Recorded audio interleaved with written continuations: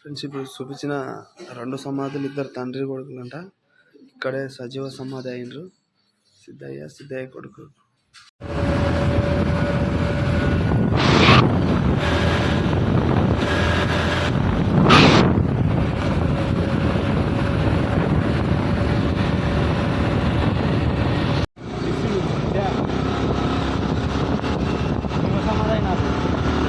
బ్రహ్మంగారు గురు శిష్యుడు బిడ్డ.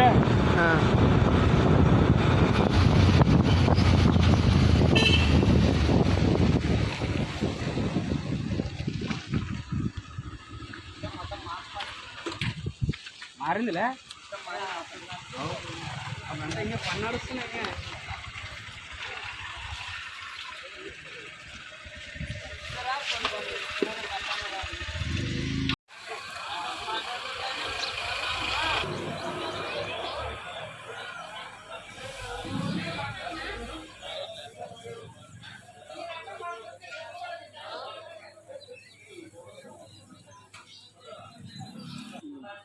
ఫ్రెండ్స్ ఇది ఊరు ముడ్మాలలో సిద్ధయ్య గారి మఠం చూడడానికి వచ్చినాము.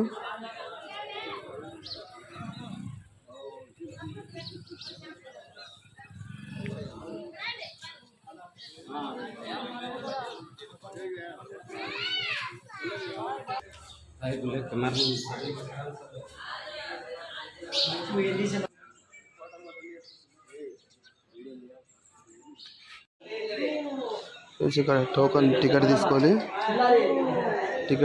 పోలి.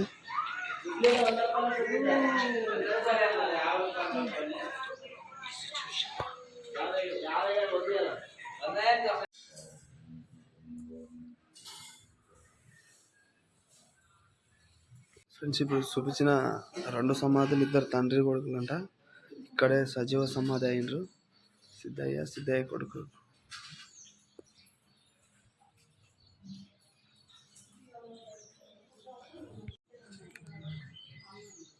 అతను నిన్న నిలబెట్టకూడదు పైసలు.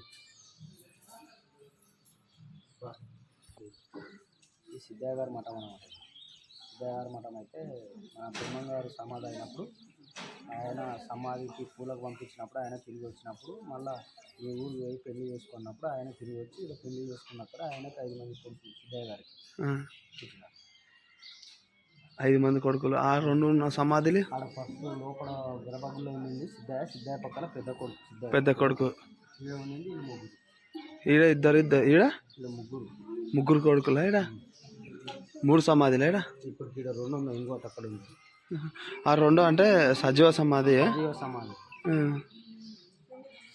ఫ్రెండ్స్ అక్కడైతే సిద్ధయ్య కొడుకు పెద్ద కొడుకు అంట. ఇద్దరు సజీవ సమాధి అయినరంట. అందరు సజీవ సమాధిలేనా?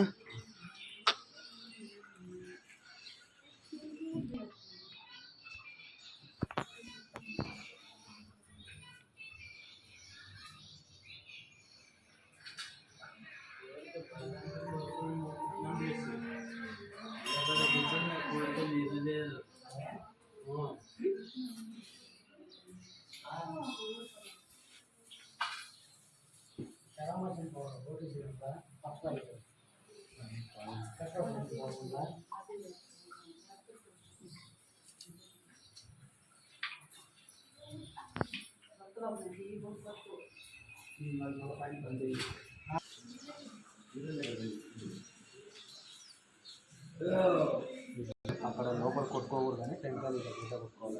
ఆయన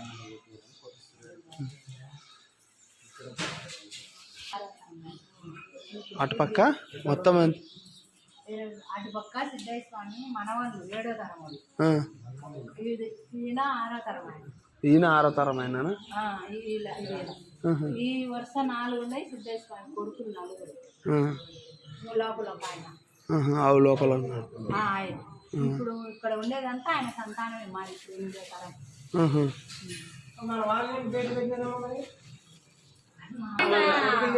జీవ సమాధి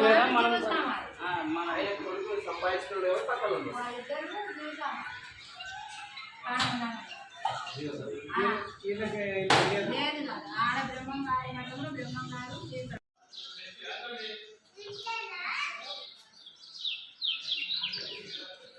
ఇంకా మొత్తం వాళ్ళదే తరతరాల నుంచి అంట వాళ్ళ సమాధులన్నీ అందరూ సజీవ సమాధులే ఏంటంట.